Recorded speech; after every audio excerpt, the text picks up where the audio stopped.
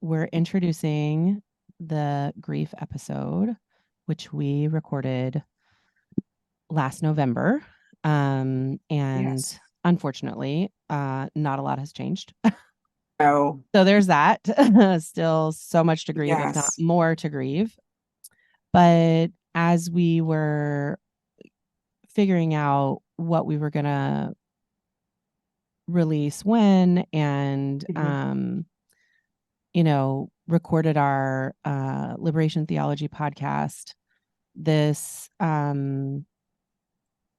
I don't know, synchronicity revealed itself. And so I Yeah. think it's really special, and I'm excited we get to talk about it a little bit before people get to hear the episode. Yeah. So something that me and Andrea connect over is our journeys to um, really embodying the struggle towards liberation, specifically via racial justice. That's where we Yeah. both started. And it's interesting because when we started talking about our stories, what you can hear in our first episode, actually, um, a crucial turning point for our racial awareness was the murder of Trayvon Martin, honestly. And we didn't know that we had this moment in common. We didn't know Mm, we didn't know each other's liberation stories before we recorded the liberation theology episode. So I didn't exactly. know that Trayvon Martin was a turning point for you, and you didn't know that Mm. his death was a turning point for me. We both remember where we were when we heard it. We both felt very deeply for different reasons regarding that entire injustice that happened and that tragedy that happened. And what we did not know uh, is that the launch of our podcast was what did you say, the day after his birthday? Yes. Um, we launched a podcast the day after his birthday, and this grief episode is coming out 2 days after the anniversary of his death. And so once we realized this, a couple weeks ago, we knew that we needed to commemorate. It was fated to commemorate this time and this incredible human being and a life cut way too short, an injustice that is still haunting our country to this day. The fact that we released the podcast the day after his birthday is mind-boggling to me, because it was like a 3 or 4 month long process, and Yeah, we didn't really know when we were going to have everything ready. Like we were just doing the right, next thing we knew to do, and then all of a sudden it was ready, and so we just put it out there. We just like right. published, right? Without even like announcing Yeah, right. it or Without even anything. like picking We it didn't pick a wasn't like a day. day that we picked especially for a certain reason at all. And so one of the things that we wanted to encourage is that there is a Trayvon Martin Fund. And so we highly encourage you. Um, Firstly, if you don't know this event, go educate yourself about the event, of course, and then give to the Trayvon Martin Fund. It specifically supports the families who have lost someone to um, police violence. Wow. And so his death, there's never any justification for No, loss of life. no. And his his death was a massive turning point for all of us. It was the Yeah, launch of the Black Lives Matter movement. It was a movement that was led by queer Black people, queer yeah. Black women, and that still remains with us to this day, and will never be the same after it. This country has never been the same since, No, um, and that's power. That's real power. absolutely. Absolutely. Part of my ability to comprehend and hold the grief is witnessing the impact. So when I say that I am in awe, I'm moved by the fact that the loss of his life woke many of us up. It helps me reconcile that it's not in vain. It's not okay. It's not in any way giving permission or explaining away the absolute loss of life and the devastation for everyone that knew him. With that in mind, is there anything that you want listeners to pay close attention to as they listen to the episode? Yeah, I would. I would love to point people to understand that grief is a part of our life, and that we live in a society that works against our need to process our grief. Yes. Because grief has its own cycle and timeline. We talk about our emotions, including grief and how they happen on a wave and how they happen on a wave all on their own. And so if you find yourself right now, just like we are reflecting, man, I think it's Yeah, it was 12 2012. years later, evoking the name of Trayvon Martin, grieving the loss of such a precious child's life, or anything you are grieving that has happened in the past, that is happening now, that's happened in your neighborhood or is happening on the other side of the world. It is all natural.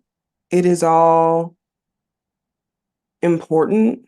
Yes. And it is all, for lack of a better word, productive, because it is changing us, our spirits, and our hearts, and our vision of what our lives can be in the world that we're building together. So those are the things I really hope folks can hold while hearing our podcast.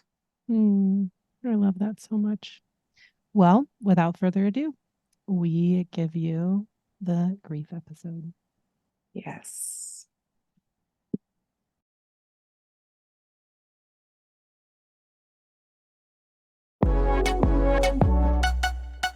Hi, I'm Andrea.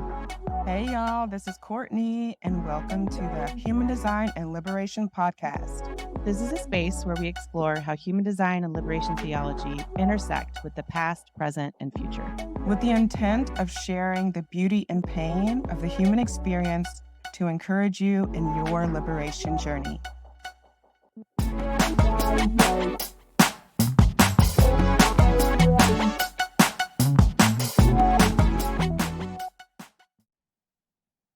Hey, girl. Hey. Hey. All right, here we go.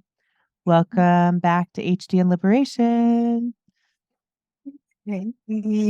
Thanks for joining us again. Thank you. So glad to have you here.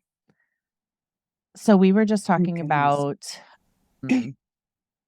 what is coming up right now. And one thing that feels really pertinent and timely is this conversation around grief, and specifically grief and the solar plexus, what it means to experience grief now versus when we were 7-centered.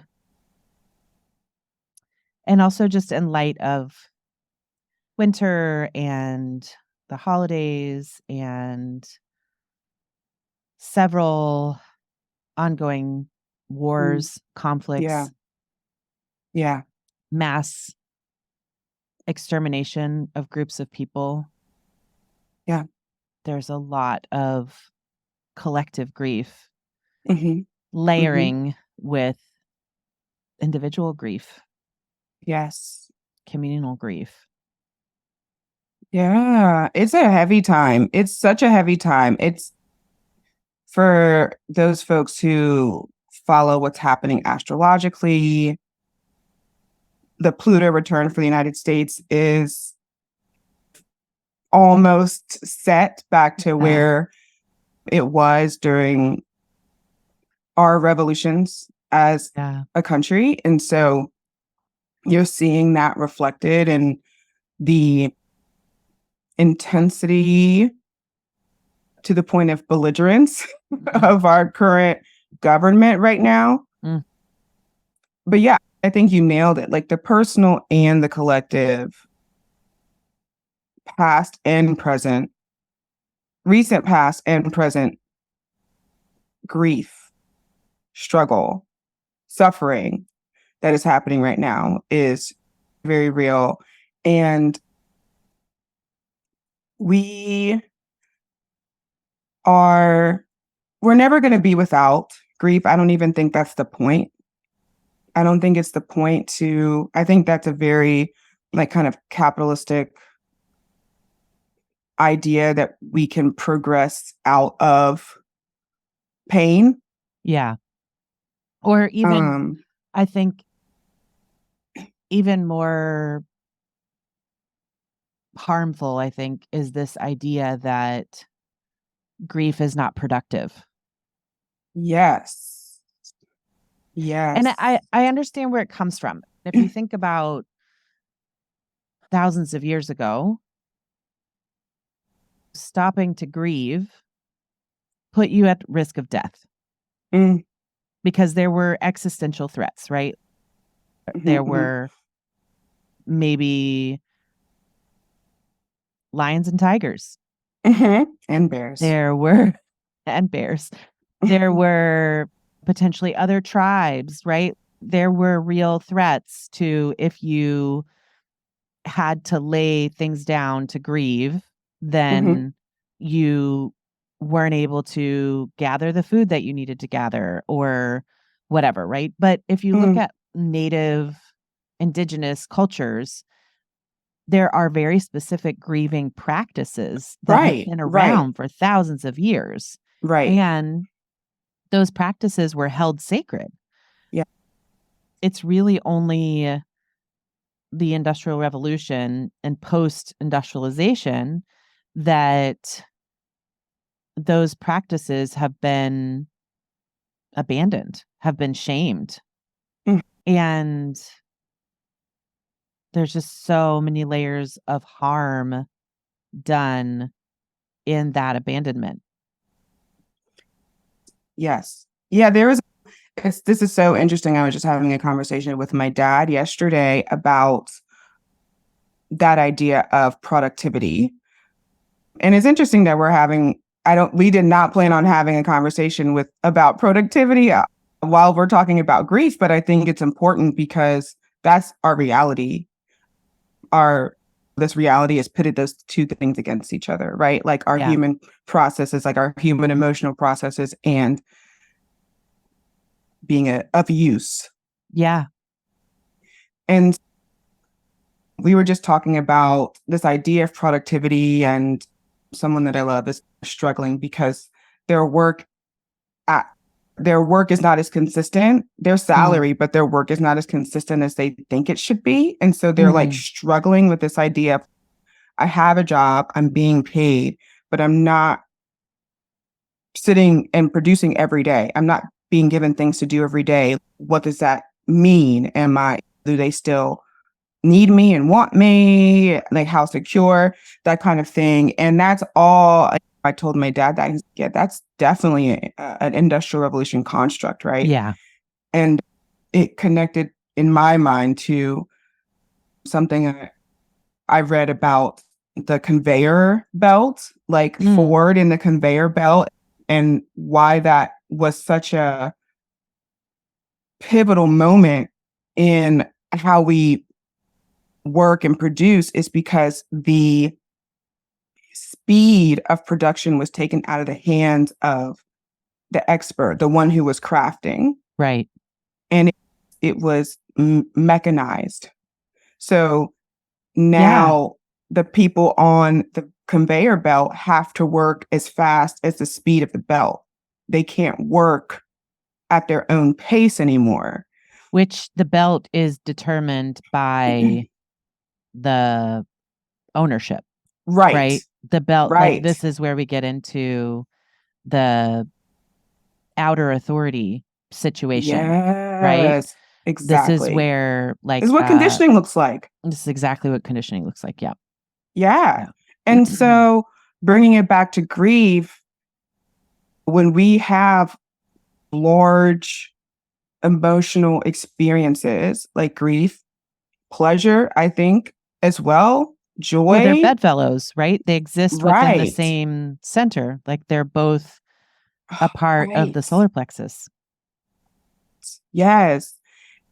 And we are on, all of us are on this capitalistic conveyor belt, or I should say, we are conditioned in a conveyor belt. Yeah. Those types of, you have those stories about Amazon and people peeing in buckets and passing out from not eating. Like that's happening on an emotional level. Yeah. Yeah. Yeah. Yeah. And what's interesting is the solar plexus. So the solar plexus evolved right around the same time as the Industrial Revolution. So we didn't have solar plexus awareness until 1781. And the Industrial Revolution started a little bit before that. So it's so clearly linked to the seven-centered way. Yeah. Because it didn't even exist. And so then it took time, once it did exist, for people to understand what it entails and how it works. And when you look at a lot of the literature in the early 1800s, like some of the most important works were all exploring this emotional range that we were starting to see for the first time. So they definitely, like that evolution and then this industrialized approach to living life are at odds, like from the get-go, right? Yeah. And so when you think about grief, all of a sudden, a lot of it just is directly linked in with this survival instinct, because the not giving yourself space to grieve comes from it not being safe to take the time that it needs to take. And then you bring in the solar plexus, which is now really governing that grief. And the solar plexus works in its own time. Yeah. It don't care. It does not care. I have one of my dearest friends. She's been my best friend since we were 16.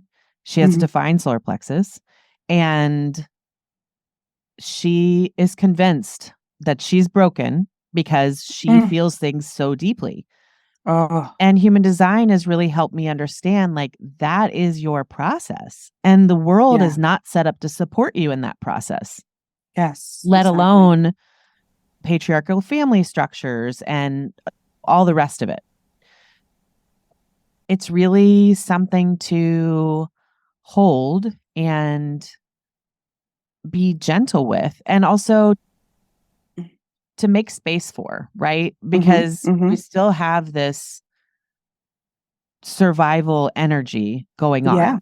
That's part of why capitalism is so harmful, is because it keeps us in survival.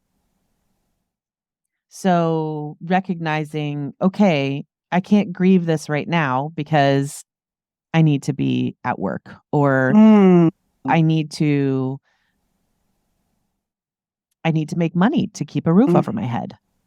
So when can you craft out some space to allow yourself to go there? Because otherwise it's going to come out sideways. It's going to come out in different ways, right? It's going to come out with you being short with your family. It's going to come out with you moving from grief to rage, which is another close cousin. But yeah, just recognizing that, to undefined solar plexus Very reflecting undefined. on this, right? Yes. But I do want to Yours ask is completely open. Yours is completely open. Completely. I have several gates, but still undefined. Yeah. What happens for us and for anyone with an undefined solar plexus is we feel that grief amplified. Mm. And if you have an undefined solar plexus and you are feeling whomped by grief, rather than internalizing it, thinking there's something wrong with you, that sort of thing, the call is really to be with it and resource yourself so that you can sift through the wisdom that solar plexus energy is trying to share with you. Mm. And it's so interesting we're Yeah. having this conversation right now because in the collective, everyone has a defined solar plexus right now. I want to take a second because you're going exactly where I'm hoping you go, but I really would love for you to just take some time to talk about the emotional wave. Just for folks who are like, if folks are newer to this information, like the solar plexus works, the defined solar plexus works on an emotional wave. Yes. And I'd love for you to like just explain into what that means. And then you can go back and talk about like how that affects the undefined. But right. Yeah. And this will be relative for everybody with a defined. Right. There are 4 different types of waves, and I'm not going to go into each of those different types. But the thing to know is that depending on which channel is defined, the wave is different. And the wave is always going to have ups and downs because it's a wave. It's going to look different depending on the definition. And that's something that is going to be very specific to each person's chart. So when we're talking about grief, depending on which wave you have, which wave you're exposed to, right? So let's say for you and me, if we are in a space like right now, we're getting exposed to a transit wave, right? Yeah. Or if you are with someone who's an emotional and you're going to experience their wave amplified, it's going to have similar characteristics. Right. So we were talking about pleasure and grief, or pleasure and pain. And this is one of those aspects. I've been studying this well before human design, that I think we are so ill-equipped to really hold as a post-colonial capitalistic society. Yeah. And a lot of that has its roots in the 7-centered way, because a lot of that comes from 14th, 15th century Puritanism, Protestantism, right? We call them Puritans here in the US, but really the roots are in Western Europe. And Victorian, again, all of that the Victorian way. the Victorian era. And all of that was before the solar plexus mutated. So the solar plexus mutated in 1781. And for sure, there were some like signs of that before. It isn't a switch flips, right? But it takes a while after that for the awareness to be built. So the solar plexus is an awareness center, and it is the loudest awareness center. It's twice as loud as the ajna. It's 4 times as loud as the spleen.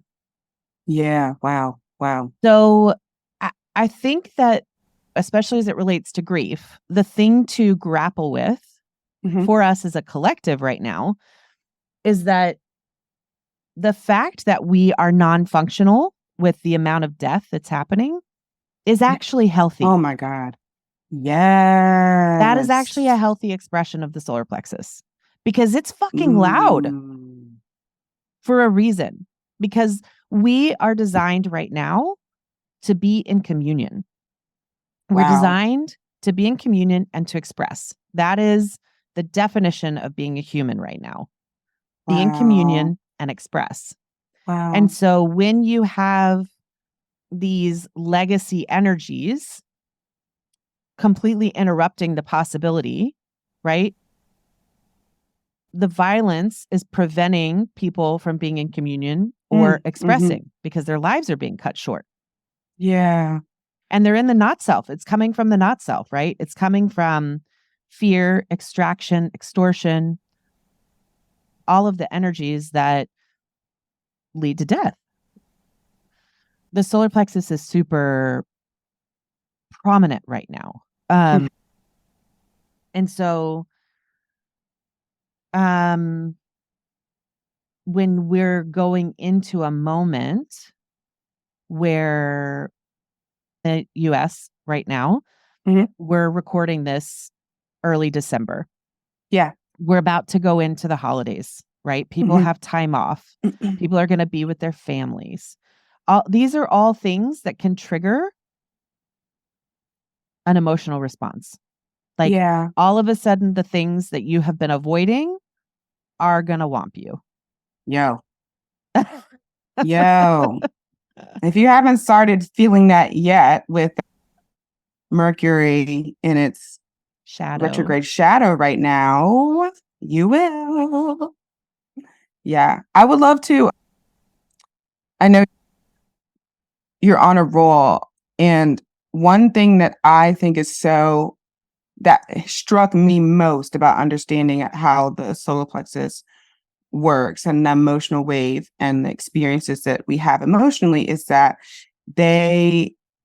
you won't arrive to a place of rational certainty. It's like after you ride the wave, it's more of this sense that like consensus or this feeling of the way that Ra describes it, you're going to feel 75 to 80% sure on how to move forward, but you're not going to have a rational, like an internal rational consensus about what to do. Yeah. Which is wild as a pure generator right now, experiencing this transit defined solar plexus. I'm like, That's the medicine of the transits, right? When we look at, again, we're here to be communal beings. And so in order to be communal, we have to have space for each other to be ourselves. And the way that we create that space is being intentional when you're with other people and recognizing what happens in a relationship chart or a penta or these different auric forms that are created. But the transits give us a fantastic school on relating to other people just because of what is happening in the sky. We're recording this on December 7th. And right now, I just had it up. The sun is in gate 5 and the earth is in gate 35, which is creating a channel from the 36 to the 35 because Neptune is in the 36. So it's a little technical, but for those that want to kind of dive in a little deeper, you can just Google human design transits. There's a ton of different ways to check them. Some people live by the transits. Some people look at them every day. I go off and on. When big things are happening, I check them. So this week is a great example. Grief is very present this week. And I have had more than one occasion where I just have felt like I have no energy to do anything. And I'm in just like this deep low, which as a non-emotional is very unusual for me. I was also feeling really undecisive about things. And so I know when I start to feel that way to check the transit. I love that. I love that. In retrospect, like letting your experienced reality kind of guide when you check in. I like that. Yeah. And then I think it lands for me deeper because I have whatever I've been navigating very present. And then I see the transit and I'm like, oh, wow. Okay. This makes so much sense. Mm. So we can talk specifically about this transit, which is, again, the 35 to the 36. It is a collective wave. So the wave and collective circuitry is very big highs, very big lows. Oh. It's the biggest wave. It's also, God, that makes this sense. channel is all about experiences. It's all about the expectation of what an experience is going to bring, and then the reality of what the experience brings. Which you if can that does not see, scream the holiday season, I don't right? know what does. And it's interesting because we have this transit every year around the same time. Wow. This transit's going to last for another couple days, and then Mm-hmm. we'll be on to a different energy. But not every year does it make this channel. It just happens that Neptune is in the 36. And I know this because Neptune has been parked on top of my sun for over a year. Oh, wow. Which is like a whole nother thing that we can talk about. That's a whole, yes. Neptune on top of your sun is very disorienting. But I learned from my dear friend Dajé, who goes by the Story Doula. Oh, I love her. I know. I love her. Please so come much. hang out with us one day. Come hang out with us, Dajé. Oh my God. But one thing that she told me, I did a session with her earlier this year, and she was like, this is a wonderful time for you to dream. Oh, and I was like, that is so empowering. Thank you. I am so going to do that. So while it is hazy and foggy and disorienting, as Neptune can be, it has been a great time to like dream of what's possible and start imagining, really using that imagination, dreamy nature of Neptune. I appreciate that so much. I appreciate that because what I'm getting, I'm just knitting a bit together some of what we've covered so far is in this collective wave that we're experiencing, this a collective emotional wave of high highs and low lows, which is, oh my gosh, everything happening in the world right now feels just like that, just like extreme. It is critical as those of us who are working towards collective liberation to imagine the new world. Like we holding on to hope, holding on to our creative power to see what could be is imperative. To bringing it to being. And I love, like, that was like the perfect setup for me to see this. It is the only way forward. I think if there's anything for me, and I think this is what the emotional wave does, what the solar plexus does, what nine-centered beings can do, is to see past. While we are surviving, we can see past the survival. The intentionality behind our survival can be collective liberation. It can be informed by an emotional reality that we are building for, that we are surviving for. Absolutely. Ultimately, it's peace, right? Like we are working towards peace. We are looking towards all these things. Yeah, go ahead. I think what is coming to me as you speak is the reckoning that hope can only come through the grief. Yep.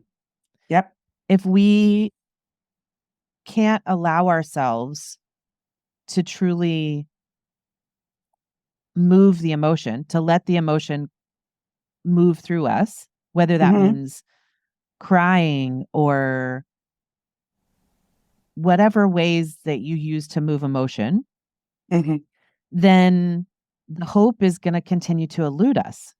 And we're going to stay stuck in that part of the wave. Liz Hayes talks about this a lot. She's an emotional projector, and she talks about emotions are meant to move. We are not meant to be fixed. We're not meant to be fixed happy. We're not meant to be fixed sad. And the holidays can be a real trigger for this because a lot of people experience depression over the holidays. Yes. Yeah. For whatever grief that has not been tended yet, hasn't Mhm. been fully allowed to come in, Mhm. it's going to creep up these certain times of the year. And sometimes it'll be around the anniversary of the death of a loved one.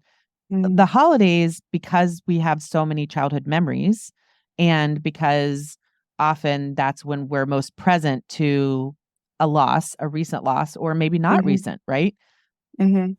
I know for my mom, it's very triggering because she lost her mom very young.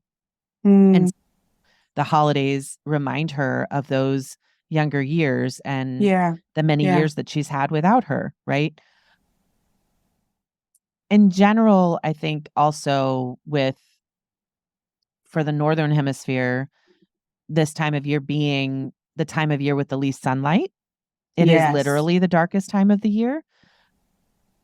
And ancestrally, that was the most dangerous time of the year. Like the holidays would not have been the most dangerous. It would have been 4 to 8 weeks after the holidays, but the holidays Yeah. would have marked we're going into this dangerous part of the Yes. year. Yeah. We're going into this part of the year not knowing who of us is still going to be alive in 3 months and whether or Yeah. not we're going to have enough food to survive, and that sort of existential question. And so that's why I think there's so much pressure to make the holidays so amazing, because Yeah. inside there's this like residual memory, there's this cellular memory. And Yeah. for those with lineages that didn't have those extremes, it's going to show up in different ways, right? I think Mhm. I'd be curious like how that shows up for you with the different traumas that your ancestors went through, but also recognizing on the longer, if we look further back in history, like your ancestors were not dying during the winter, right? Not Right. in the same ways, right? Absolutely. We had And yeah. they weren't conditioned as heavily by industrialization until much later. Right. It's much Right. more recent conditioning around that, but and also really traumatic traumas Absolutely. in forced labor and enslavement. And so I think this is where the intersection is so potent to talk about, because there's so much we can learn from the experiences that your ancestors had versus mine. Mhm. And Mhm. that can shed light on, oh my God, that's why we're getting conditioned this way. And it's, oh my God, that's why there's so much more joy and so much more Right.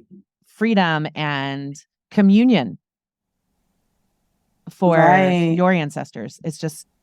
It's a really beautiful contrast.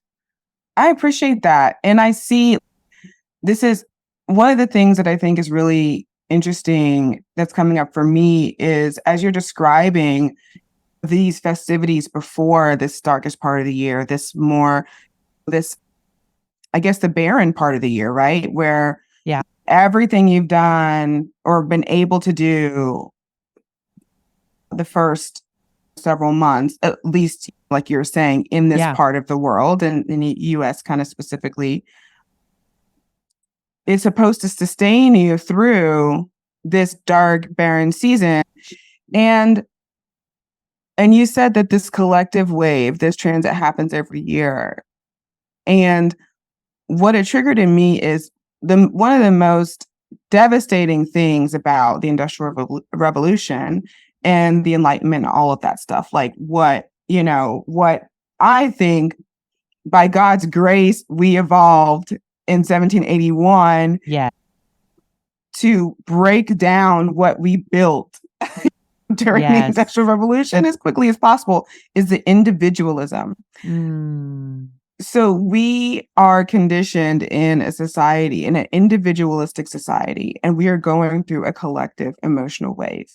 Yeah. And that clash, for me, sheds a lot of light on why this time is so hard. It's Mm. because we are trying to accomplish something individually that we are literally wired at this time of the year, as above, so below. The whole universe, our universe is telling us, no, this is a time where you lean on each other harder than ever. This is a time where you share resources. This is a time where you open your home.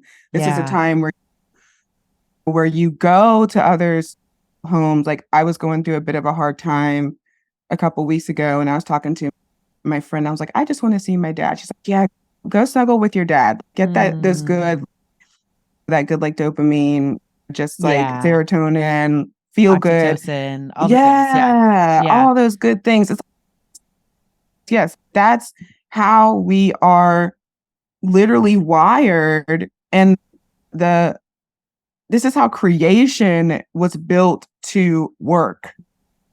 And the grief remains, all of those things remain, but why it's so intense right now, and I mean that, I've literally been reading articles about how different states in the United States there's like a whole new branch of architecture around suicide prevention, because there's 3 people who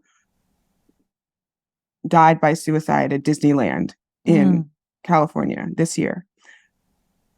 The Golden Gate Bridge is building these mechanisms. These all universities are building mechanisms around their buildings and stuff to keep people from victim to suicide. And we weren't built to bear the burden of this society. The burden that society places on us alone. Like, we literally aren't built for that. And this is a time of the year where literally the cosmos are pushing us toward each other.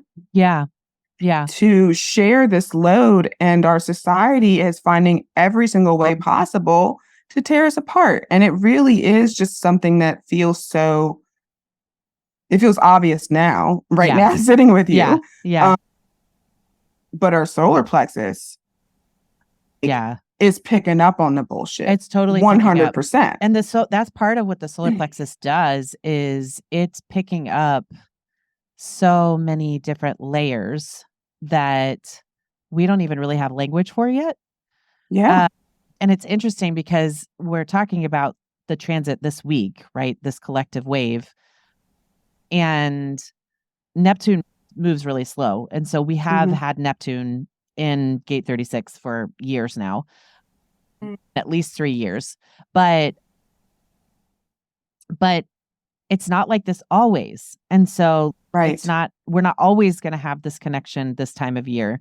But in particular, we have it right now. And that 35 is always going to be reaching towards the solar plexus. So even if once Neptune finally moves on, which it's going to take a couple more years to do, I think the other thing that is really powerful about this definition that we experience in the transit is it can give us some compassion for what defined solar plexuses experience on a day-to-day basis.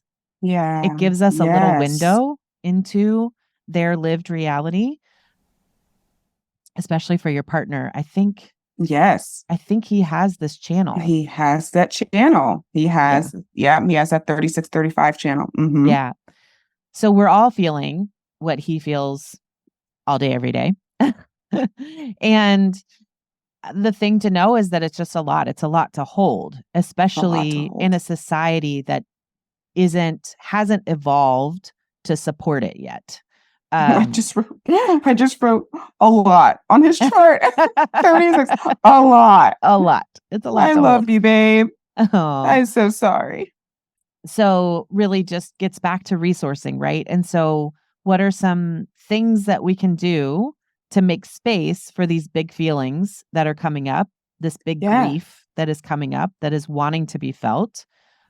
Personally, I'm feeling it on multiple levels. We talked a little bit about what's happening collectively, but a dear friend lost her daughter to overdose this week.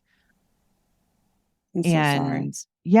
I'm really present to how hard it is to be a human right now. Like, it's really just hard. So hard. So hard. Just hard. Yeah. So what are some of those ways, Andrea, that you share with your clients about how to resource yourself around this time of year? I think Or just in with the general, defined solar in general, plexus? when it comes to emotional energy, space, time alone, Mm-hmm. space to be able to just process it,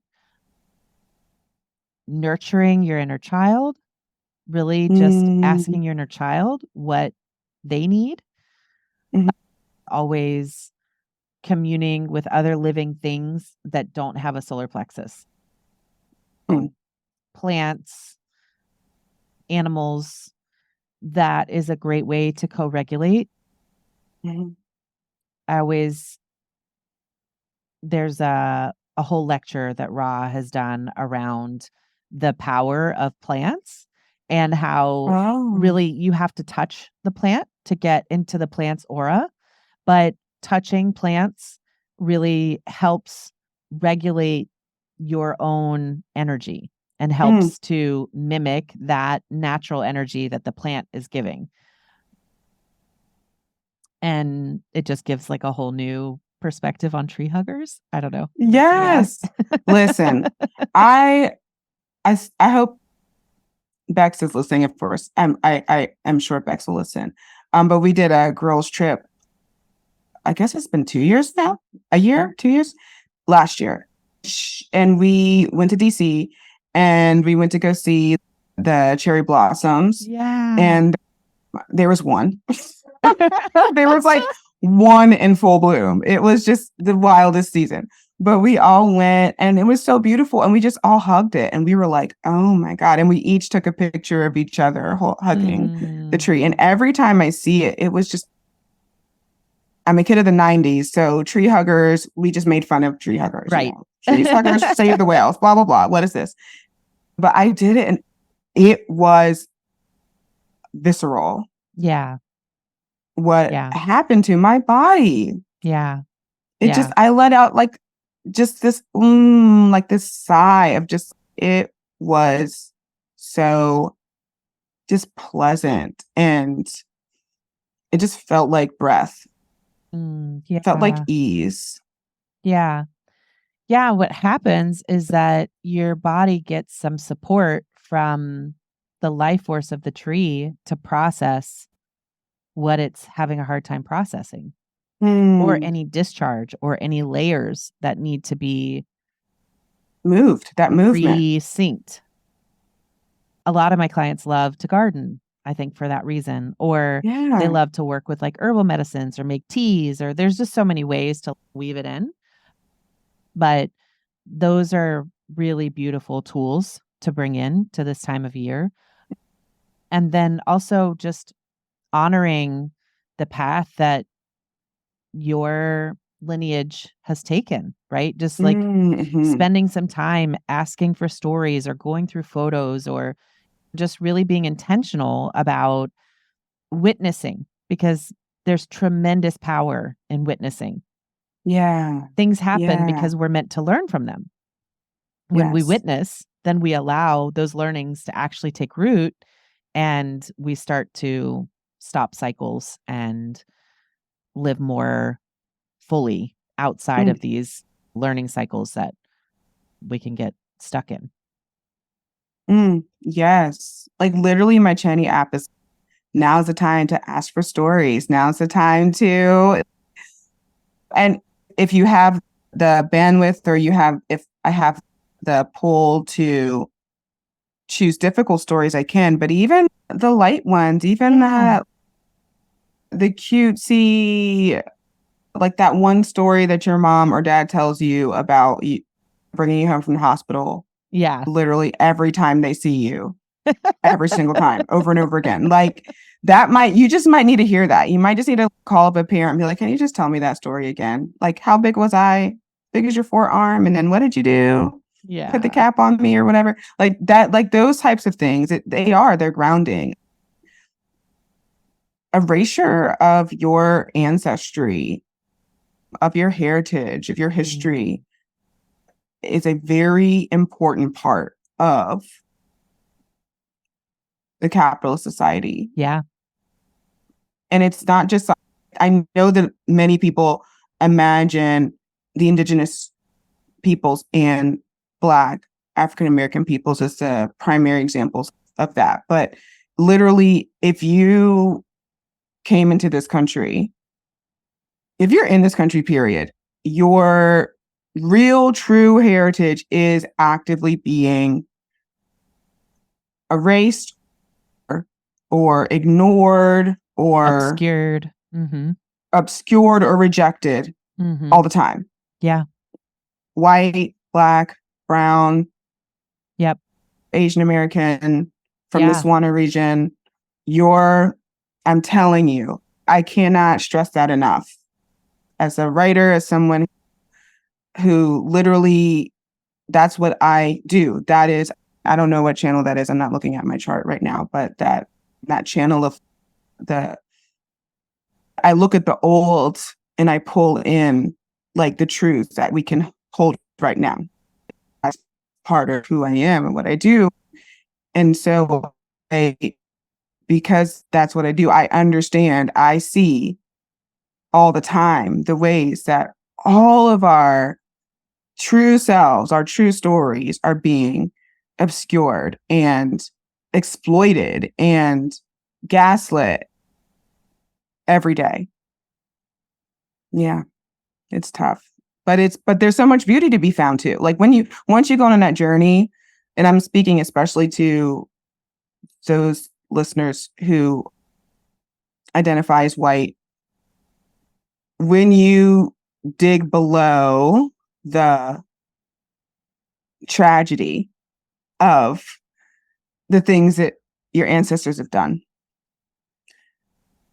there's so much more there. There's so much more there. Yes, you need those stories, but you need the other stories. You need the stories of survival. You need the stories of love. You need the stories of resistance and resilience. Yeah. And the truth bearers in your lineage. You need all of that. And it's all there. Yeah. It's really, truly all there for you to find. But don't let talking heads, don't let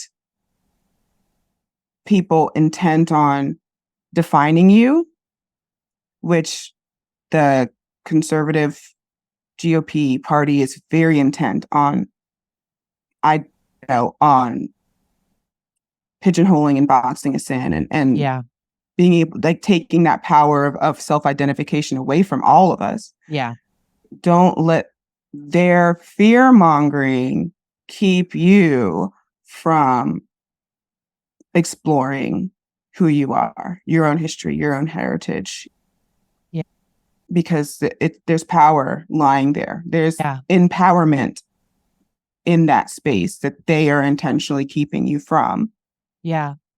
Yeah. And I think it gets back to the survival and the busyness, right? Because all of those things take time. Yes. All of those things take time. And so if you are in survival mode, then you're less likely to take that time, and then you're less likely to get your power back. So if I can distract you with, you need this other shiny thing, or whatever, the million different ways that we get thrown into the not self, it keeps you from taking the time that is really required for understanding your humanity, fully understanding your story and your trajectory, why things have happened the way they have in your family, and what's possible for you now that you understand that, right?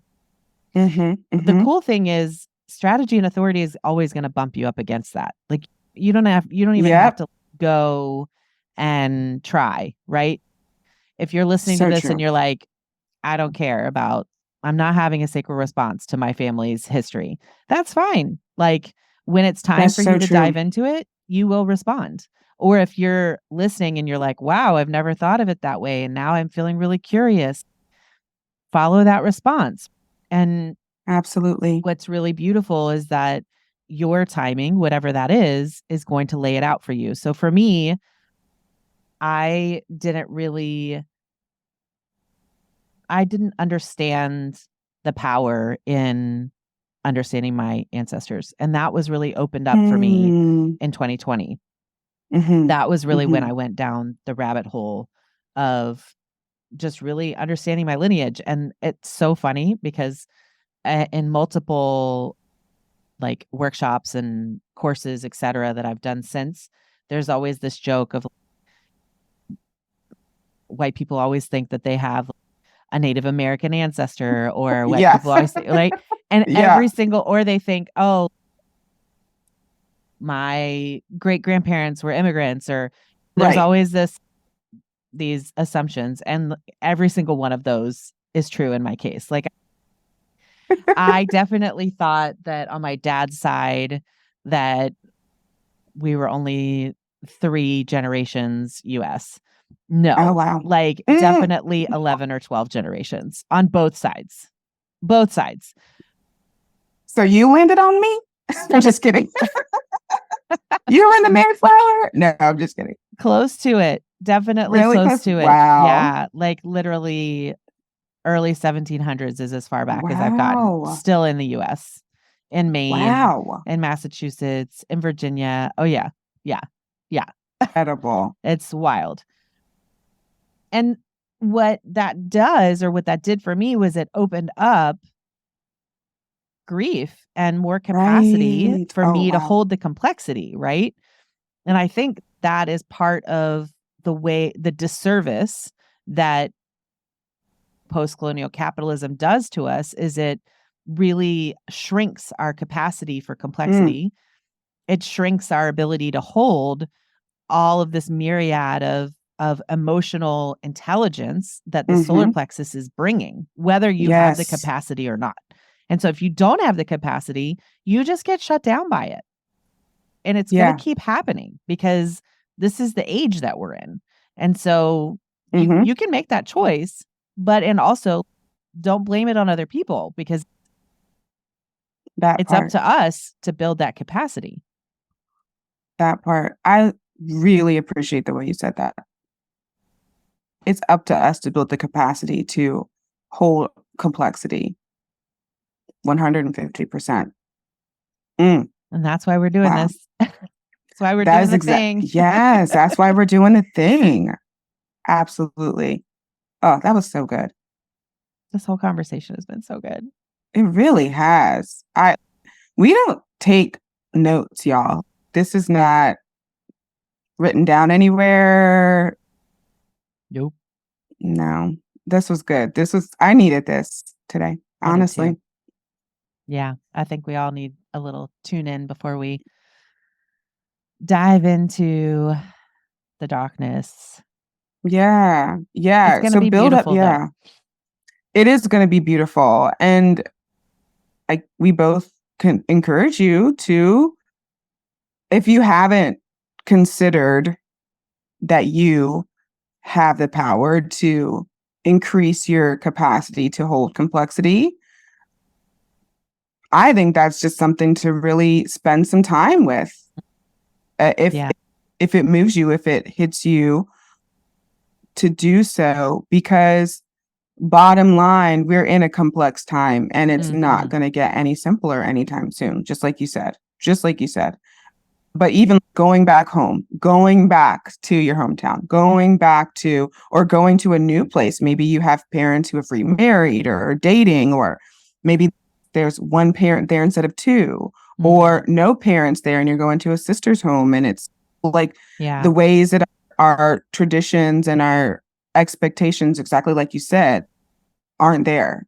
Things have changed. Life has happened. Like empowering yourself to be able to step into that with your honesty, with your truth, with your complexity, your own complexity.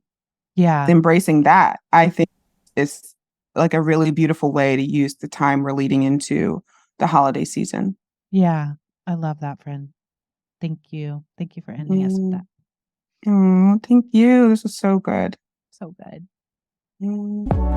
Thank you so much for tuning into HD and Liberation Podcast. We hope you've gained valuable insights into human design and its role in building a life of peace, success, satisfaction, and wonder. If you've enjoyed this episode, please show your support by liking, following, and sharing our podcast on YouTube or your favorite podcast platform.